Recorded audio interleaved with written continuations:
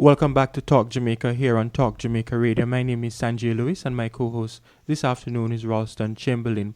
The Executive Board of the International Monetary Fund will next month consider Jamaica's request to enter into a new arrangement with the fund, effectively replacing the current Extended Fund Facility EFF with what is called or being called a precautionary standby arrangement.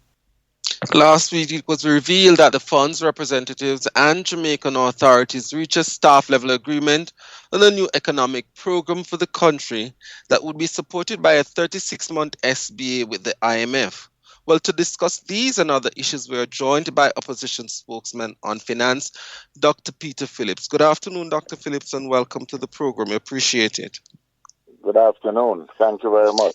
Good to be with you and All right. with your listeners. If you could, Dr. Phillips, can you just give our listeners your impression or your understanding of this new standby agreement and what are the repercussions, if any, for the country going forward? Well, first of all, I think it is to the benefit of the country overall that we are continuing the process that was started to reduce the country's debt and to ensure that we have credible macroeconomic arrangements as far as our public finances are concerned.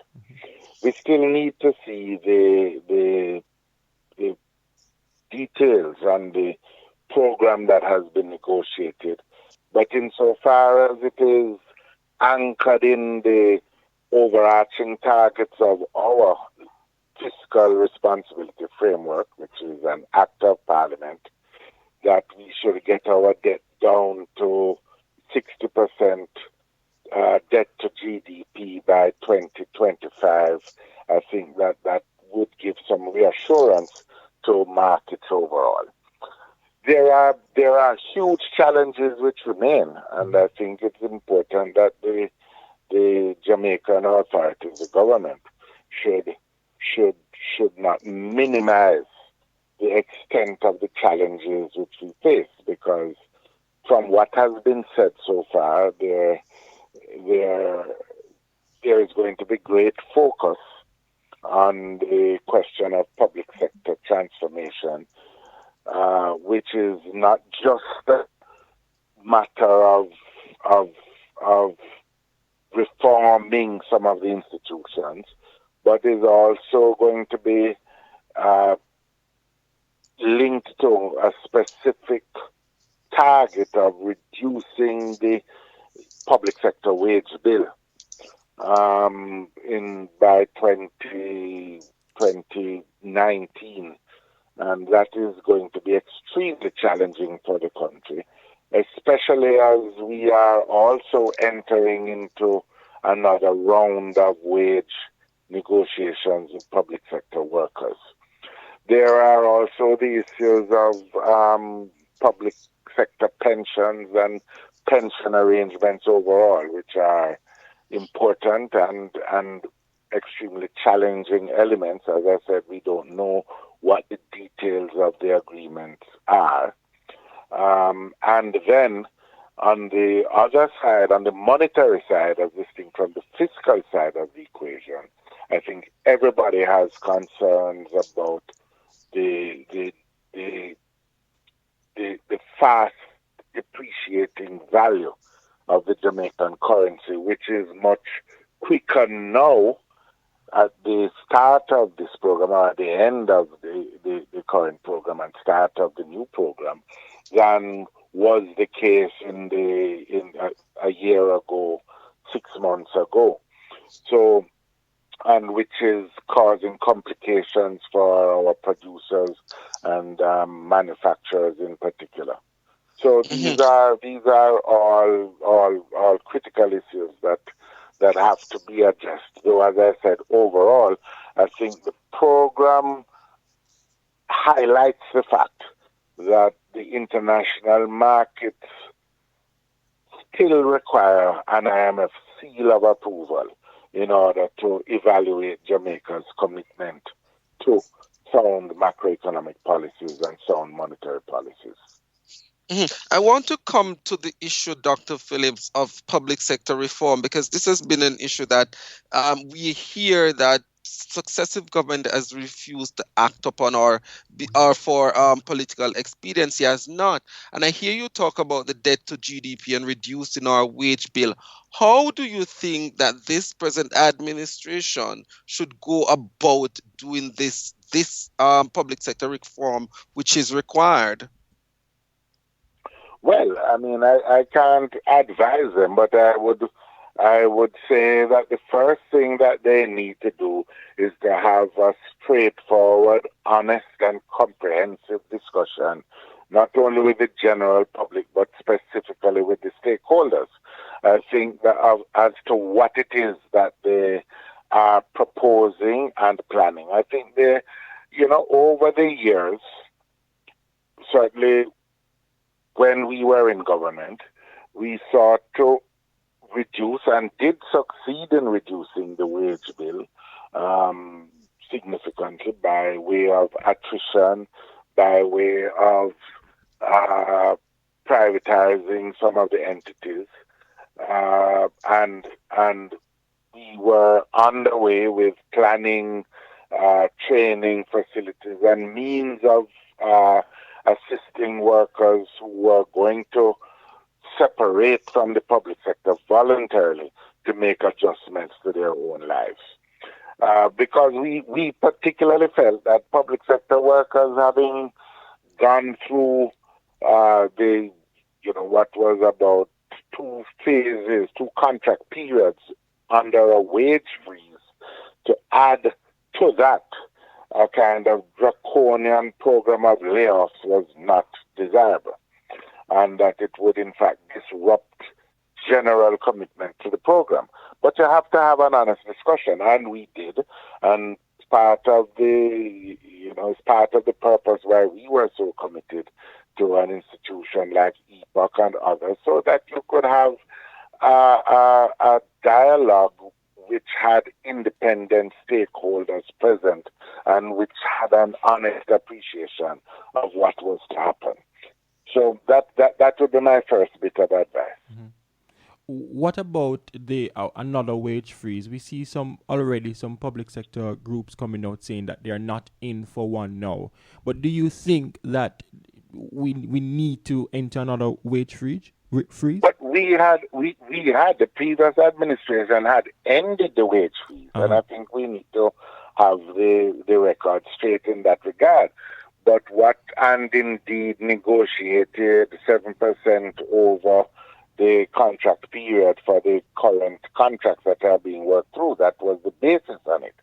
Now you're going to have another set of negotiations. I quite frankly don't think that a wage freeze is feasible. Mm-hmm. But neither is it going to be within the capacity of the government to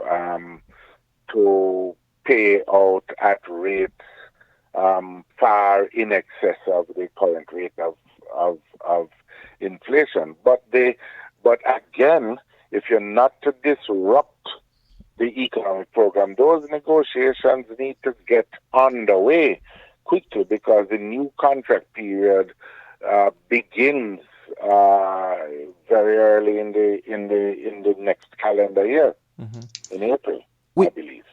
We hear the discussion, Dr. Phillips, about the standby arrangement vis-a-vis the extended fund facility. And we already see some pundits saying that with the standby arrangement, the government have a little bit more flexibility.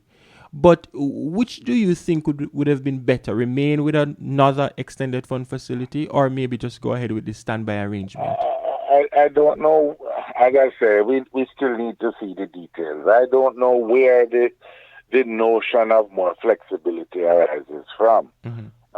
Because the flexibility is not conferred by the agreement as much as the basic arithmetic of your public finances. And so what you have to determine is whether you are going to continue the process of securing a reduction in your debt, which is absolutely important, low inflation, which is absolutely important, whether you are going to recognize that you have to ensure that you contain your current account deficit and your balance of payments. All these things are matters of basic arithmetic and sound public finances rather than any terms of an agreement with the International Monetary Fund.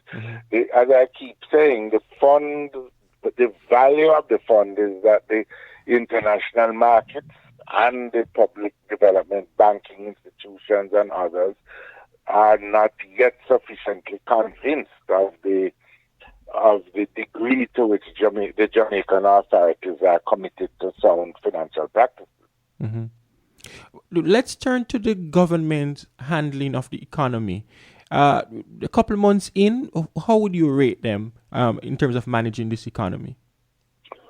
Well, the fact is that thus far they have been the beneficiaries of arrangements that have been put in place. That is to say, there is the successful completion of the quarterly reviews that have occurred are the result essentially of the arrangements that had been in place and which were being worked out. To their credit, they have not deviated from the program, but in important respects, there are concerns. The degree of delay in getting the capital projects underway. They have said it's because the budget was late, but still at this point, when you're having a 36% under expenditure on your capital side, you are creating a drag on your overall economic performance. I have been very public in saying that the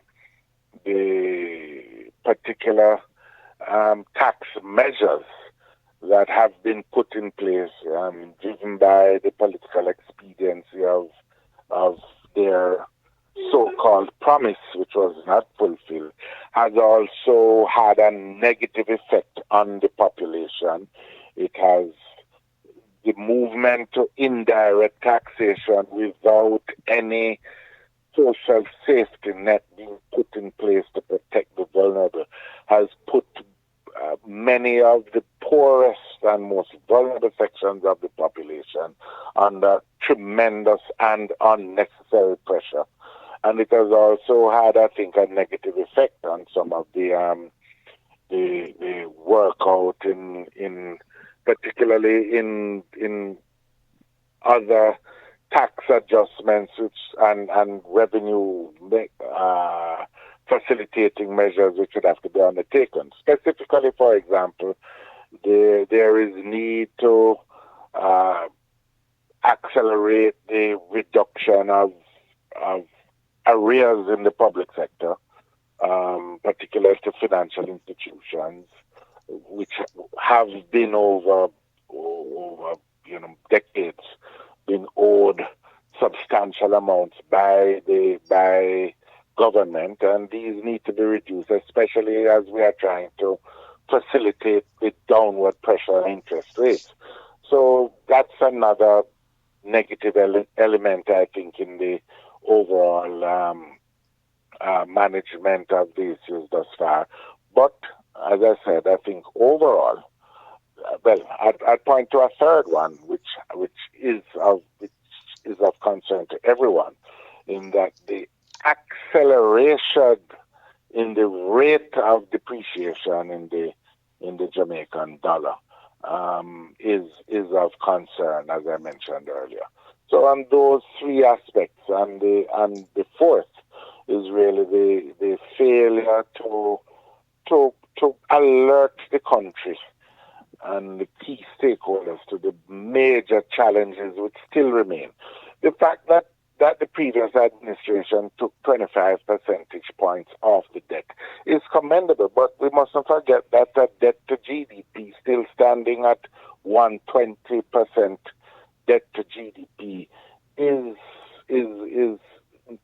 makes the Jamaican debt profile perhaps the worst in the Caribbean still, and among the worst in the world. We have to continue a very difficult process of fiscal consolidation. And as we seek growth, which we all seek and which we see is inching up, and thankfully, and as was expected, we need to recognize that there are still these major efforts to be undertaken, and it's going to require continued commitment and consensus building with all stakeholders. And I don't think enough is being made of that. Dr. Phillips, I hear you mention the dollar and the dollar sliding, but the government looking on may say to you that is driven by market force. And can the government really control the slide of the dollar? Well, it's driven by market forces, but the issue of policy is to, in a sense, ensure that there is orderliness in the market, that measures have to be undertaken to address any inefficiencies in the market.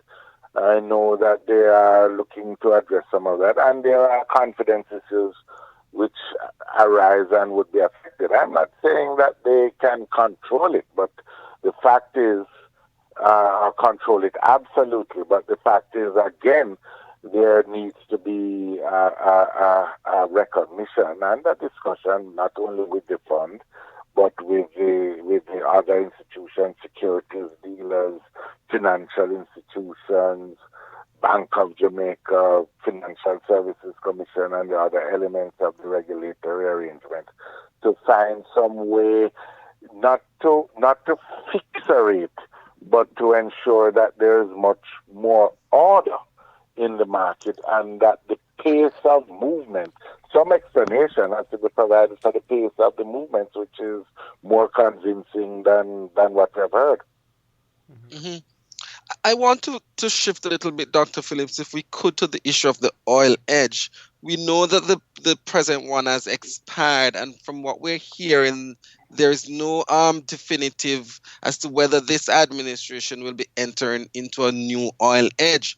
The junior minister was quoted as saying that with this new standby agreement, they would be able to withstand any shock from oil in terms of the economy. Your response to that? No, well, I don't know. What I read as having been said by the governor of the Bank of Jamaica and the financial secretary seemed to suggest that the government had taken the decision to insure against any undue volatility in the oil markets. I mean, in this, it's much is being made of a simple matter. Mm-hmm. We, Jamaica, has through many administrations secured itself by purchasing insurance against natural disasters in the Caribbean Catastrophe Reinsurance Fund. So, that just makes good sense. Likewise, in the circumstance where your major import bill is comprised of oil imports and you don't produce any, and your energy is largely oil dependent as your main energy source, then it makes good sense in specific circumstances to purchase some insurance against undue volatility. Everybody does that. I think we are, quite frankly, making a mountain out of a molehill in that regard. And my understanding, and I would say that it seems confirmed by one of the editorials in today's newspapers, suggests that the government has taken the decision that it will hedge. So I can't really assist you much more than that. But then, what do you make of this notion then, Dr. Phillips, that oil prices have remained low for the most part, and the country has been losing millions in what some might consider an unnecessary edge? I think is a misplaced notion. You don't lose millions because you pay insurance every year and you have had a fire. You are protecting against the prospect of a fire. What are the specifics of any hedge that they would make has to be determined by the authorities. There are all kinds of ranges, etc. I don't think there's anybody in Jamaica that would feel that because we were narrowly missed by Matthew that the money that was paid into the cliff was a waste of money for Jamaica because the hurricane went further away. Oil prices come down, you make the best estimates based upon the market estimates as to what happens. The ratio is not how much money you spend, it's the ratio between the likely impact of any damage against the cost, and that's what you have to measure. If you spend $20 or $20 million to protect against $2 billion worth of increased expenditure, you have to work out what that involves in. I mean, to reduce it to kind of, oversimplified considerations is not going to help us deal with the real problem of was there to be a catastrophe and all the oil wells in the Middle East get engulfed in oil difficulties and the price went up to over 100, which would which would double your import bill. What would be the effect on you, and how would you survive in a context where the source of your oil and the benefits from Petrocarib might not be able to continue because of the changed social conditions there? These are decisions that the authorities have to make. They have the information available. They have the projections as to what the risk analysts are suggesting generally, and they have to take those decisions and live by the consequences of decisions taken or not taken. One of the issues that has been crippling our growth in the economy, Dr. Phillips, is the effect of crime, and we hear a call by the head of EPOC, Dr. Biles, to not go ahead. He's cautioning the government not to go ahead with the second part of the tax plan, but to put that money towards crime fighting. What do you make of such a call? Well, I think overall it is clear that crime is a major issue. Mr. Biles has put a position out there. He has been supported by others in the private sector. I think overall we have to recognize that the economy is being crippled by crime and that there are many issues that are not going to figure centrally in a fund program which will have an effect on the capacity of the country to grow. Crime is one, education is another. If you want to improve productivity, you cannot continue to persist with a situation where 70% of your labor force doesn't have any certification. That will only keep you in a low-wage trap and a low-growth trap. So these things have to be explored. Having said that, I think that the issues to do with the reform of our security environment have to do with money, but it also has to do with a lot more than just the expenditures of resources. But and as I have said, overall, I think that the driving of the tax reform agenda by political expediency was misplaced from the very outset. And finally, Dr. Phillips, I'm stepping a little bit away from the economy. In June of this year, when we were looking at the first 100 days of this administration, you are quoted saying that you foresee an early election. I want to ask you again, now we're in October, do you still... An early election? Yes. On what account? Based on the government's first 100 days. No, I wasn't saying based on the government's 100 days, an early election arising out of I said there is every prospect of an election based upon the fact that we have such a slender margin in the parliament. It's something that I think any government would keep under review as to whether or not they would want to go to the polls again. And do you still hold that view? this is 7 months into an administration. Mm-hmm. That's why I said my comment had nothing to do with 100 days. All right, Dr. Phillips, I want to thank you so much for being on the show. Really appreciate you as always being candid with us. Thank you very much. All right. All the best. Thanks for having me. Thank you so much. Listeners, you heard him there, Dr. Peter Phillips. He's the opposition spokesman on finance. We take the break and we come back with more.